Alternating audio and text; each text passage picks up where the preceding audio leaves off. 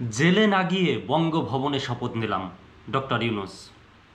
শান্তিতে নোবেল বিজয়ী অধ্যাপক ডক্টর মোহাম্মদ ইউনূস ছাত্র জনতার অভ্যুত্থানের পর বাংলাদেশের অন্তর্বর্তীকালীন সরকারের প্রধান উপদেষ্টার দায়িত্ব নিয়েছেন। দেশের অভাবনীয় এক পরিবর্তিত রাজনৈতিক পরিস্থিতিতে শিক্ষার্থীদের বিশেষ অনুরোধে তিনি এই দায়িত্ব নেন। নতুন বাংলাদেশ নিয়ে মানুষের স্বপ্ন, গুরুত্বপূর্ণ নানা খাতে সংস্কারের মাধ্যমে সেই স্বপ্নের বাস্তবায়ন, গণতন্ত্রে উত্তরণ এবং চলমান পরিস্থিতি নিয়ে প্রথম আলোর সঙ্গে কথা বলেছেন এই অর্থনীতিবিদ। গত বুধবার প্রধান উপদেষ্টার কার্যালয়ে তার সাক্ষাৎকার নিয়েছেন প্রথম আলো সম্পাদকের মতিউর রহমান ও কূটনৈতিক প্রতিবেদক রাহিদ এজাজ।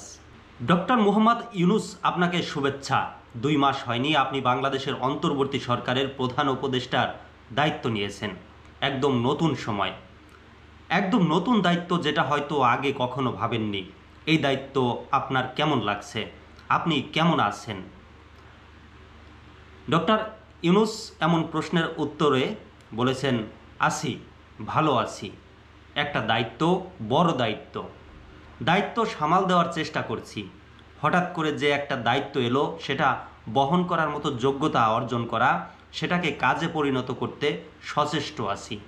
আমরা জানি যে 2 দশক ধরে আপনাকে অনেক গালাগাল শুনতে হয়েছে, আদালতের বারান্দায় বারান্দায় ঘুরতে হয়েছে, পদ্মার পানিতে আপনাকে চুবানোর কথাও রয়েছে। আপনার তো জেলে যাওয়ার কথা, হয়তো এ সময় আপনার জেলে থাকার কথা ছিল। হঠাৎ করে সব কিছু বদলে গেল। আপনি এখন রাষ্ট্র পরিচালনায় নেতৃত্ব দিচ্ছেন। একটা অবাক করা, অদ্ভুত ও বিস্ময়কর পরিবর্তন। এমন কিছু যে হতে পারে, আপনি কি কখনো ভেবেছিলেন? ডক্টর ইউনূস বললেন, এটা একটা নতুন অভিজ্ঞতার মতো। আমি 2 দিন আগে জেলে যাওয়ার জন্য প্রস্তুতি নিচ্ছিলাম, আদালতের দরজায় দরজায় ঘুরছিলাম। হঠাৎ করে জেলে না গিয়ে আমি বঙ্গভবনে গিয়ে শপথ গ্রহণ করলাম। একেবারে উল্টো একটা অবাক চিত্র। অতীতেও এরকম আহ্বান জানানো হয়েছিল আমাকে সরকারের দায়িত্ব নেওয়ার জন্য। মাপ চেয়েছি বরাবর।